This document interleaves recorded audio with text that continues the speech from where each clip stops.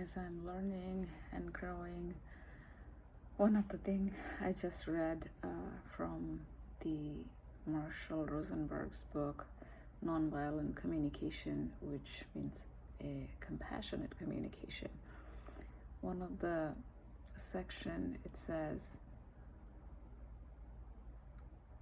I have seen a kid who hadn't seen the same places where I had been.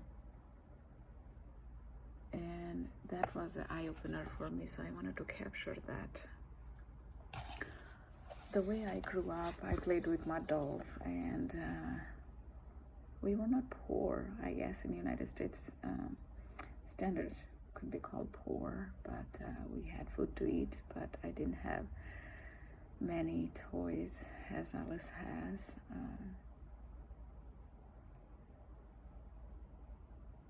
She has endless toys, and when I grew up, I played with mud dolls, and a lot later I had 1 or 2 plastic dolls. Maybe I was 10 by then or something. And we played outside a lot in India when I grew up. I came to this country when I was in 20s. The real eye-opener for me was some of it that without even knowing the expectation that we have from our kids, sometimes I would tell her that, when I grew up, I barely had any toys. I played with my dolls, and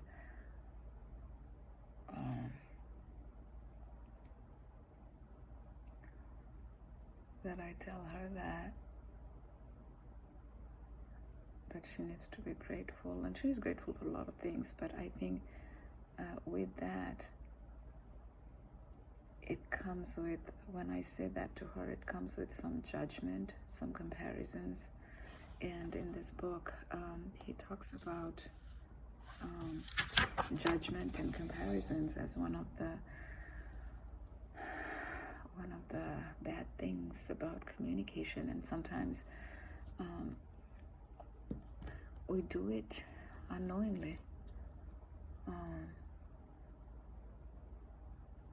Sometimes it can be very direct, and sometimes it can be indirect. And I think when we try to work on our communication, and when we try to change our communication in a good way, it's perhaps it's easier to point out the ones that are direct, but these indirect ones sewed in the everyday moments can create challenges for the kids, how they feel, because a lot of time they talk about it if you ask them, but sometimes they won't. And like they say in Buddhism, that life is suffering. Yes, there will be some suffering, no matter, even in the most healthy childhood also can create some coping skills for kids that I read in one of the books written by a therapist. However, we can minimize that. We can, so me, myself, and my husband also, and I'm grateful that he's also trying to do that. We are trying to learn new things to be a better parent, to reduce the suffering that we can, whatever we can. So I'm glad that a friend of mine recommended this book. I'm reading this book, and some of these little things has been a real big eye-opener for me, that remembering that she has not lived the life that I lived, that how I grew up, and it's not her fault that she hasn't seen it. She knows life only what she has seen in this 8 years. So if I were to expect something of her, thinking and knowing what I have seen,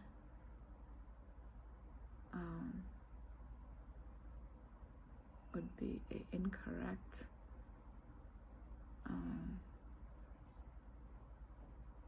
thing for me to do.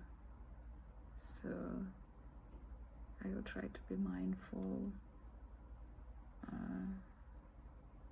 We can't be perfect, but we can try to be mindful and remembering the aspect that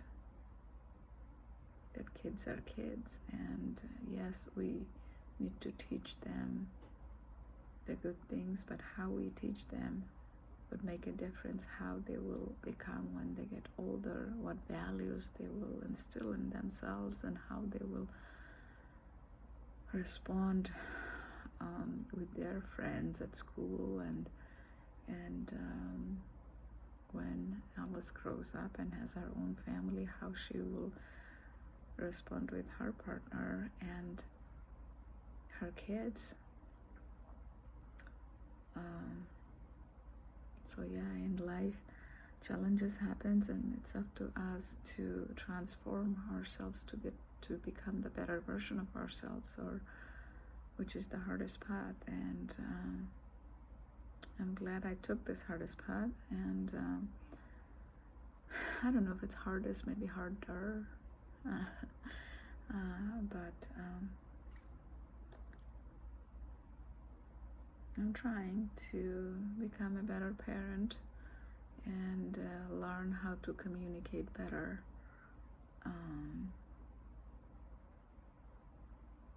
To be more kind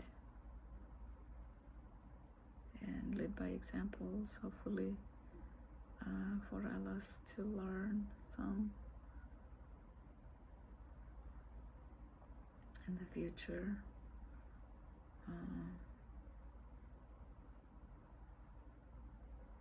So anyway, as I read these books, when something turns out to be like a real aha moment, I make a quick videos. A lot of time it's shorts, but this one I ended up talking for quite a bit.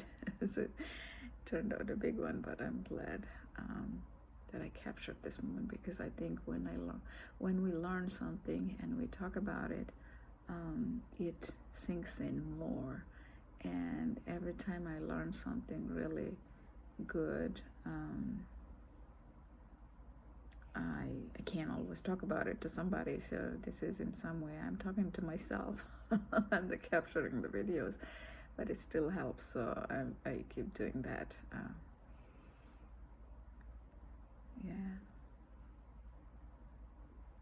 If any of this helps anybody watch this video, I would also recommend for you to talk to somebody, log the videos, either public or private, or write down in your journal, because it does more to us when we are transforming, when we do something like that, rather than just reading the book, because it's very easy to just read the book and forget about it, because they say, I think, when we read, we retain only like 10%, and when we try to there is a number, I don't remember all the numbers, but when we try to teach it to somebody, it's like we retain 80%, 90%, something like that. So here I'm not really trying to teach anybody, but at least after reading, I log these things, so that way, I don't know, whatever the percentage is, maybe it's 40%, it's chances of me retaining the information is a little more, so I keep making these videos. And I'm gonna do my usual actually, this time, other than the breathing, I'm going to do the game of 5 things, because last night I remembered that, and I did it myself when I was going to bed.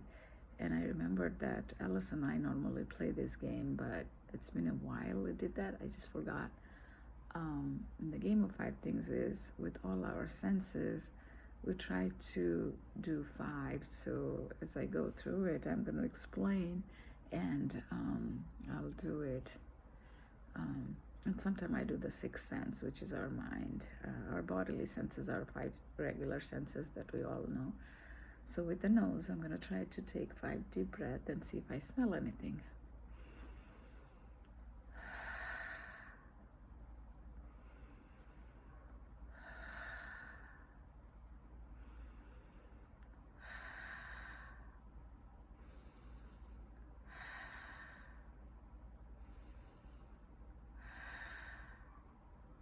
Did I do 5 breaths or 6? I can't remember. I think it's 5. I didn't really smell anything.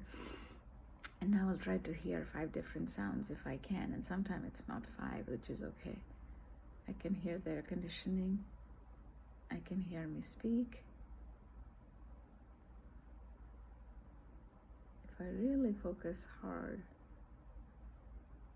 I can hear some sounds from outside, very little, but I don't know what it is. And then I heard another little sound in the house. Something. There is no 5th sound. And now with my eyes, I can look at different colors of objects. I see almost all the colors of rainbows. Anyway, that was something in the house. I think my husband is doing something. So yeah. And the taste, this morning I had some energy squares. They're like the energy balls, you may have heard. So I make them in square shape. That's a little easier because after I make them, I cut them up because making the balls is harder. So energy square, coffee, and I was having some green tea. And 2 different things I can taste: the loaded nachos I made yesterday, and we had some hot dogs for 4th of July. And as far as the temperature goes, the temperature is not hot, not cold. I feel the fabric in my body, the clothes I'm wearing, and the chair I'm sitting on, and I put a tablecloth, so I feel that on the table, and I touch the book. I feel how the book feels in my hand, and the bracelet I have, and my watch. Those are more than 5. And the mind, and my mind right now, I'm trying to keep it in the present moment, but I'll be honest, I am thinking about other things too, which is okay. As long as we are aware, that's what counts. That's meditative, because we are aware of our thinking is the first step of meditation. Because if we are aware, only then we can change. But I don't necessarily have to forcefully change it, but it happens over time naturally. Okay, so with that, I'll finish this video. I may capture another one, a quick one later in the day. I'll see. Bye.